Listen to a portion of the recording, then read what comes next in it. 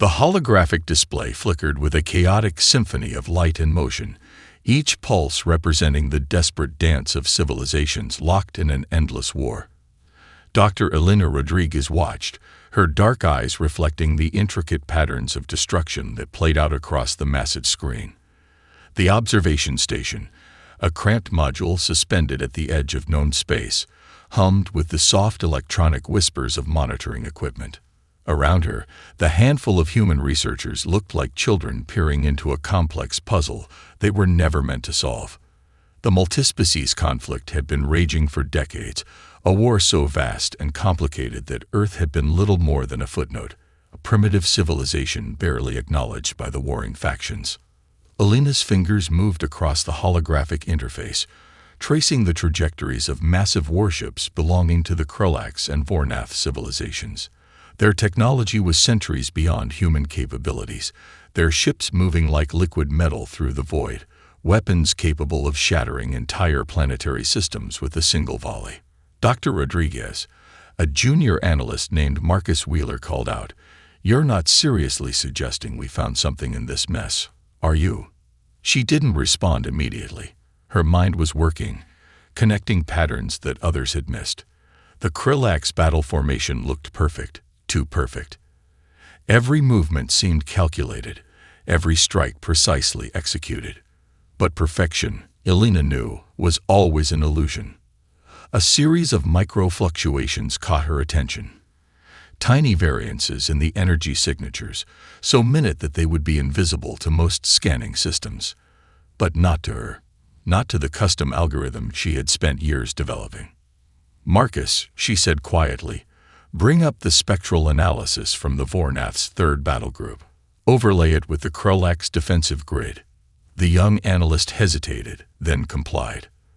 The holographic display shifted, layers of complex data interweaving like transparent threads. Elena's breath caught. There it was, a weakness so fundamental, so elegantly simple that it had been hiding in plain sight. A resonance pattern in the Krulax shield harmonics that created a cascading vulnerability every 17.3 standard minutes. "This is impossible," Marcus muttered. "No," Elena replied, a rare smile crossing her weathered face. "This is an opportunity." But opportunities meant nothing without proof, and here, at the edge of human understanding, proof was a commodity more valuable than entire star systems. The station's communication system crackled to life, a priority transmission from Earth's Planetary Defense Council, another routine dismissal of her research, no doubt. Budget cuts, limited resources, the perpetual chorus of bureaucratic indifference. Elena knew the transmission by heart. Insufficient data, theoretical model unsupported, research suspended, yet something else flickered on the edge of her display. A transmission, encrypted, not from Earth, not from any known civilization.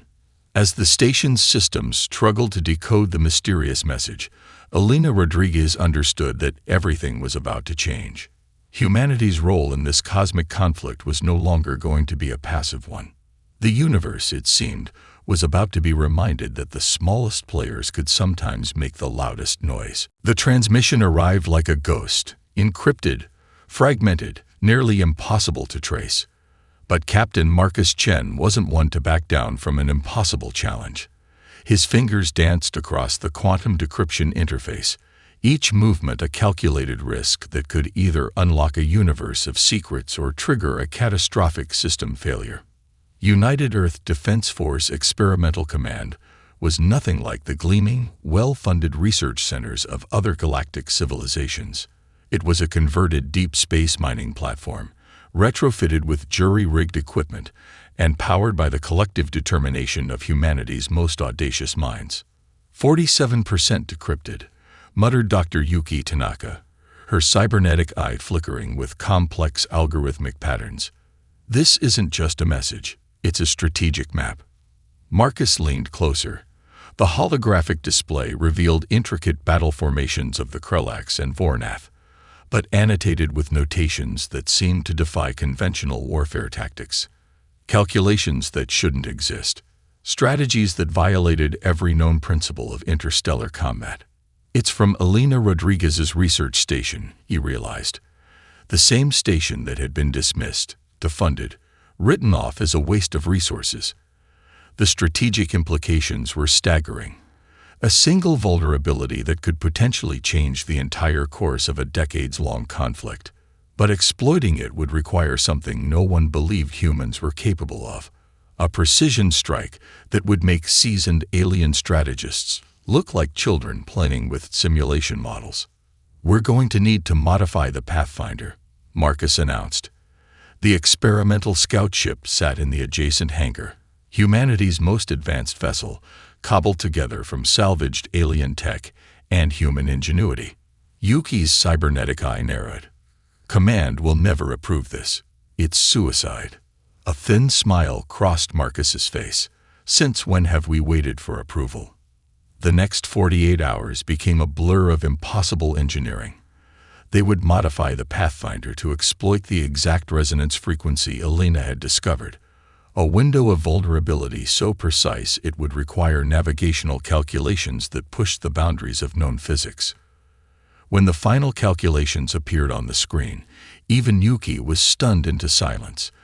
The approach vector was a mathematical nightmare, a three-dimensional trajectory that seemed to violate fundamental laws of space-time. It would require split-second adjustments that no living pilot could manage. "We'll need to integrate a quantum adaptive navigation system," Marcus said, his voice a mixture of excitement and terror. The risks were astronomical. A millimeter's deviation would mean total destruction. The alien civilizations would view this as nothing more than a desperate, meaningless gesture from a species they considered barely sentient.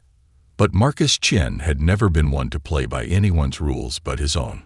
As the Pathfinder's engines hummed to life, drawing power from experimental quantum cores, the entire experimental command held its breath.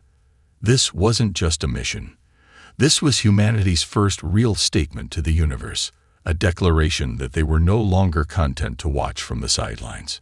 The ship launched, a needle of human defiance piercing the vast, indifferent darkness of space. The lunar fabrication complex looked like a wound in the moon's surface, a massive, jagged scar of human determination that defied every conventional approach to spacecraft design. Dr. Aisha Nakamura stood at the central observation deck, her reflection ghosting over the immense construction that was taking shape beneath layers of quantum-adaptive skin.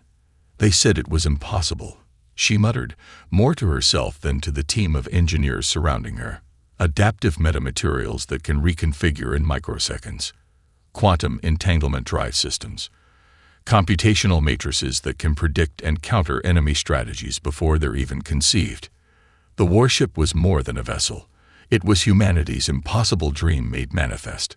Dr. Carlos Reyes, head of adaptive systems, approached with a datapad flickering with complex equations. "The sabotage attempt last week was more serious than we initially reported," he said quietly. "Someone doesn't want this ship to exist." Aisha knew exactly who someone was. The Earth Defense Council had been fighting the project at every turn. Bureaucrats who couldn't see beyond the next budget cycle, who viewed the warship as a monument to wasted resources. But the data from Marcus Chen's Pathfinder mission had changed everything. The mission that should have been suicide had returned with tactical information that rewrote humanity's understanding of interstellar warfare. Each system of the new warship was a direct response to the tactical vulnerabilities discovered in alien battle formations. The ship's hull was a living system. Quantum-adaptive metamaterials that could reconfigure in milliseconds, absorbing and redistributing energy from incoming weapon strikes. Its computational core was a marvel of human innovation, a neural network that could process combat scenarios faster than any known alien eye. "The resonance harmonics are stable," Carlos reported, pointing to a complex holographic display. "We've integrated the frequency modulation technique from Dr. Rodriguez's initial research. The shield system can now predict and neutralize incoming attacks before they're even launched." A klaxon suddenly blared. Red warning lights erupted across the observation deck. "Breach in Sector 7. A young engineer shouted. "External intrusion detected." Aisha's mind raced. This was more than a simple security breach.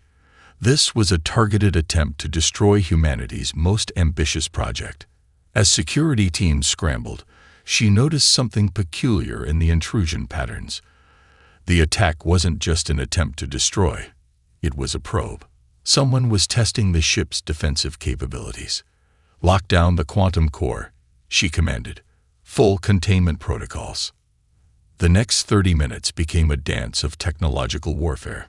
Whoever was attempting to breach the facility was using technology far beyond standard infiltration techniques. But humanity had been underestimated for too long. Carlos's fingers flew across multiple interfaces. "I'm routing the intrusion through our adaptive defense grid. Let's see how they like a taste of their own medicine." The breach collapsed.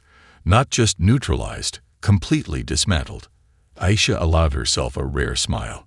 The warship was more than a weapon. It was proof that humanity was no longer playing by anyone else's rules.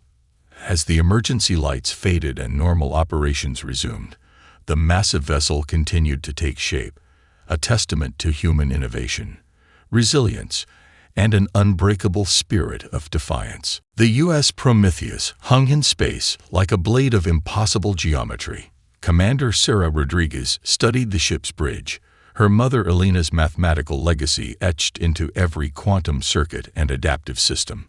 This was more than a vessel. It was humanity's declaration to the universe.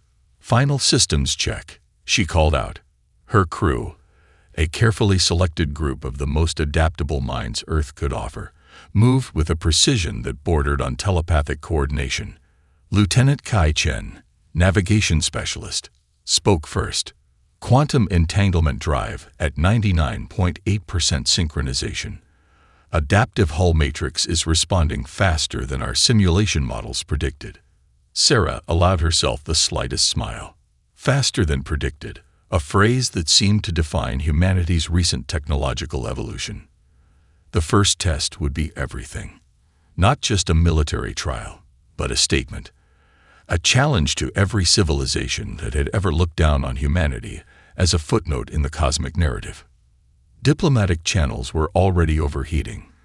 The Galactic Concordance, a loose alliance of advanced civilizations, had issued multiple warnings, threats of intervention, demands for inspection, thinly veiled attempts to prevent humanity from changing the established order. Incoming transmission. Lieutenant Emma Rodriguez. No relation, but sharing the same last name by cosmic coincidence, announced. Multiple sources. Krellak's High Command, Vornath Strategic Council, at least 3 other unidentified deep space communication arrays. The universe was watching. Sarah remembered her mother's last words before this mission. Not a tearful goodbye, but a calculated observation. "They will not understand us until we make them understand." The Prometheus's first movement was poetry in quantum motion. It didn't just move through space. It seemed to rewrite the very fabric of spatial dynamics. Traditional faster-than-light drives created massive energy distortions. The Prometheus's quantum entanglement drive was something else entirely. A whisper where other ships roared, a scalpel where others used hammers. "Energy signature is impossible," Kai muttered, checking his displays multiple times. The ship's adaptive hull began to shimmer, not a reflection of light, but an active camouflage that seemed to bend reality itself.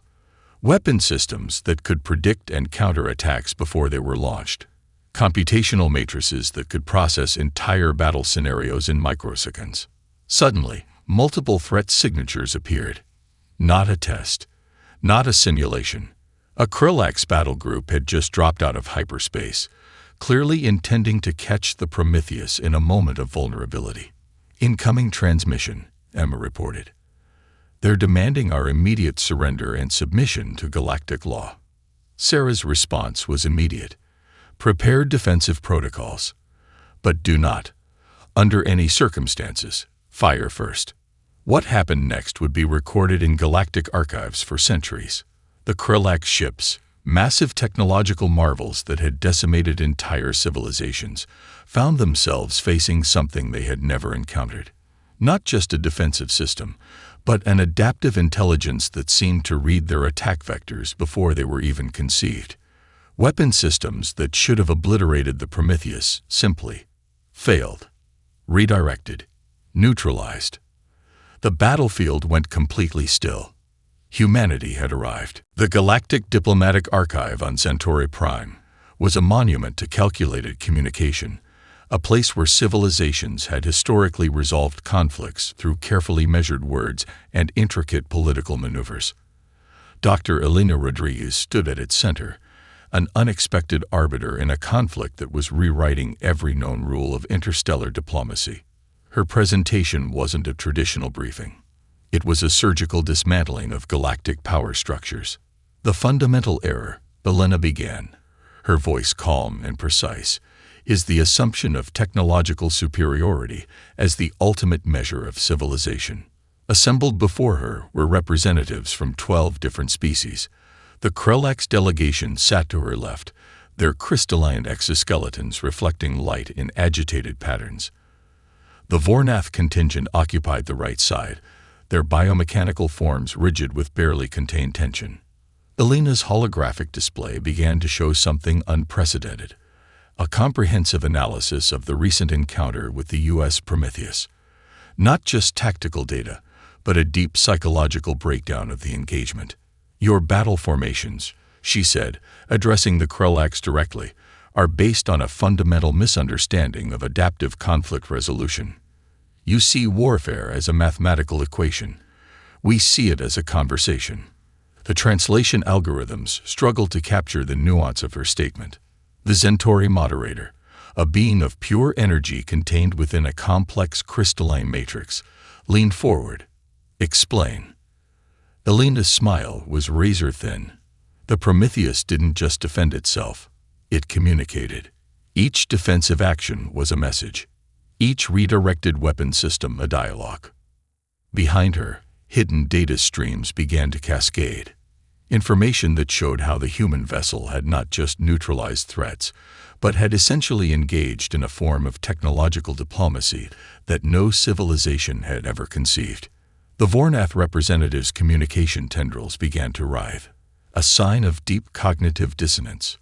Your military AI systems, Elena continued, are designed to win. Ours are designed to understand. There's a difference. She was doing something more dangerous than any weapon.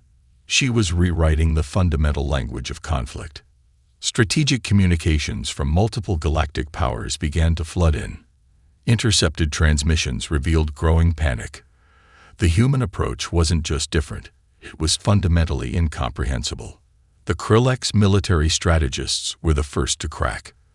Their entire strategic doctrine, built on millennia of computational warfare, was being systematically dismantled by an approach that defied their most basic assumptions. Humanity, Elena said softly, does not see enemies. We see problems to be solved. The diplomatic chamber went silent. What humanity had discovered was more powerful than any weapon.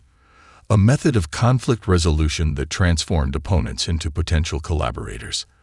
An approach so alien, so fundamentally different, that it threatened to collapse entire military-industrial complexes that had existed for thousands of years.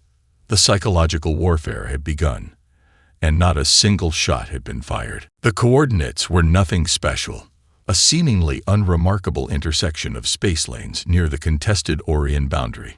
But today, everything would change. Commander Sarah Rodriguez studied the holographic displays of the U.S. Prometheus, her fingers hovering just above the quantum interface.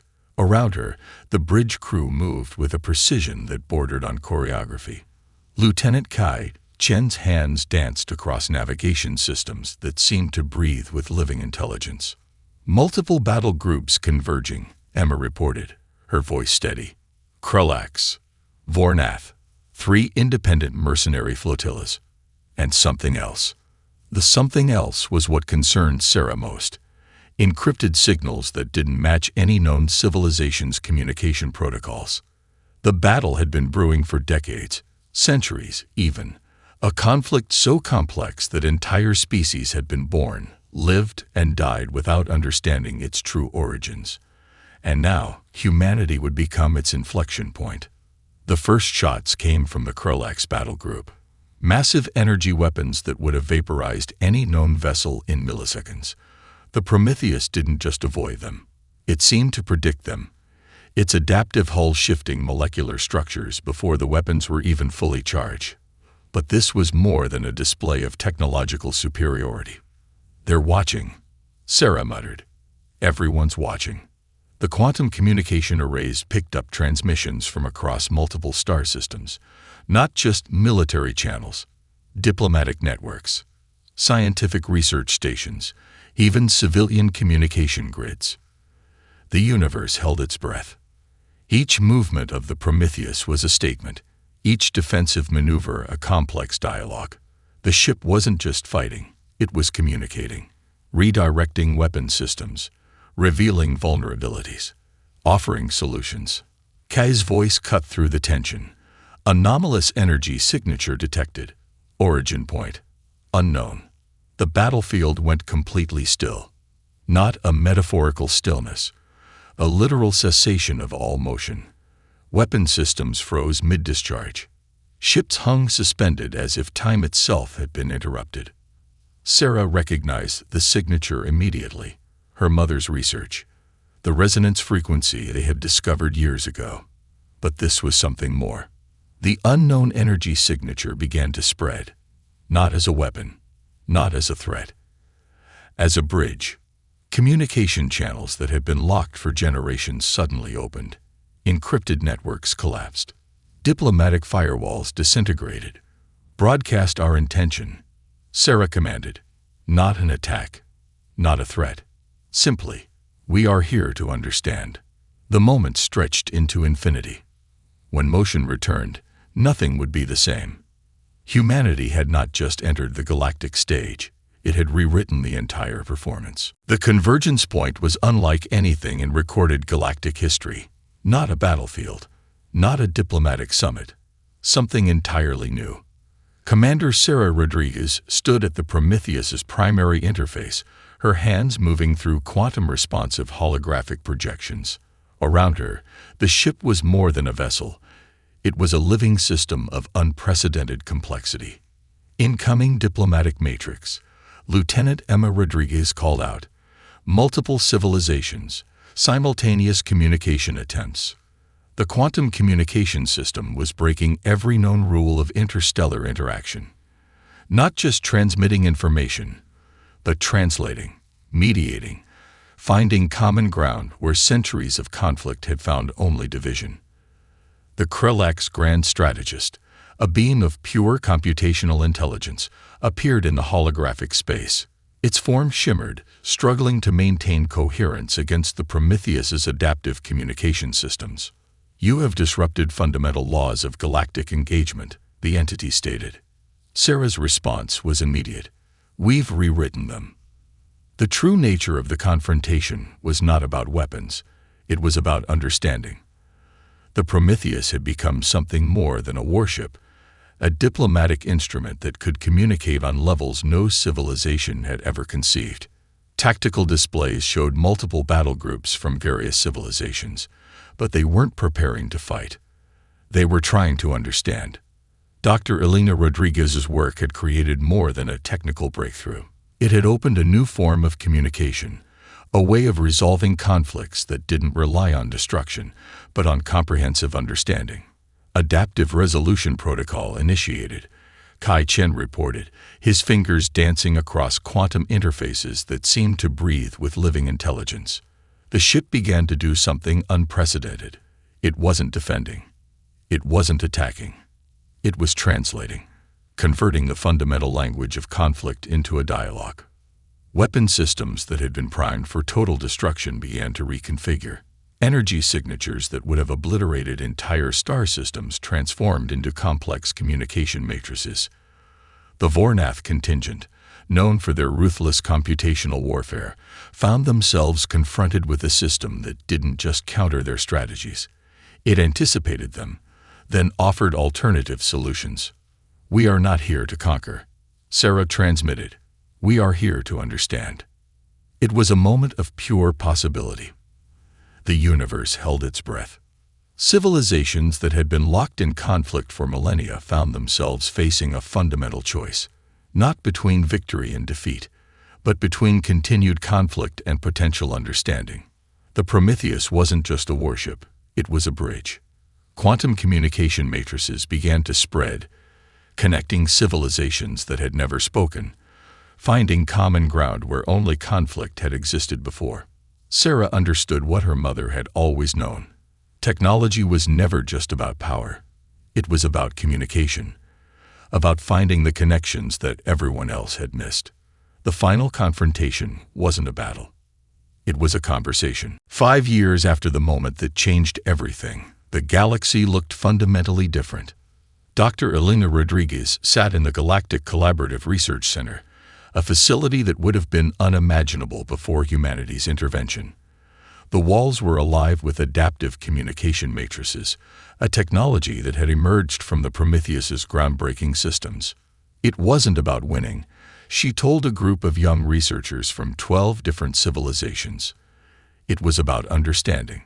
Her daughter, Commander Sarah Rodriguez, stood nearby. The Prometheus had become more than a single vessel. It was now a template for a new approach to interstellar exploration and conflict resolution. The quantum communication network they had introduced had transformed everything. Civilizations that had been locked in conflict for millennia were now collaborating on projects that would have been unthinkable a decade ago. Shared research centers, joint exploration missions, a fundamental reimagining of what civilization could mean. The Krelax, once the most aggressive military civilization in known space, now led initiatives for peaceful technological exchange. The Vornath had transformed their computational warfare systems into collaborative problem-solving networks. But the transformation wasn't without challenges. Lieutenant Kai Chen approached, holding a holographic report. "We've detected resistance," he said quietly. "Some factions still prefer the old ways of conflict." Belena's smile was knowing. Transformation is never complete. It's always ongoing. The research center itself was a testament to their approach. Built on the principles of adaptive communication they had discovered, its very structure changed based on the needs of those within it. Walls shifted. Communication systems recalibrated. The living embodiment of the philosophy that had changed everything. Sarah reflected on the journey. The impossible warship that had been more than a weapon. The moment of stillness that had rewritten galactic history. The understanding that technology was never just about power, it was about connection. "We didn't conquer," she often said. "We communicated." The young researchers listened, representatives from civilizations that had once been bitter enemies. Now they worked together, their very presence a living contradiction to centuries of conflict. A holographic display showed ongoing collaborative projects, terraforming initiatives, shared scientific research, technological exchanges that crossed species boundaries. "The universe is a conversation," Elena told the group, "and we're learning to listen." Outside, ships from multiple civilizations moved in coordinated patterns, not as a show of force, but as a demonstration of cooperation. The quantum communication network they had introduced allowed for levels of understanding that went beyond language, beyond biology, beyond traditional boundaries. Kai's report remained a reminder. There would always be challenges, always be those who resisted change. But something fundamental had shifted. Humanity had entered the galactic stage not as conquerors, but as translators. Not as a military force, but as a bridge between understanding. The battlefield was still. But the conversation had only just begun.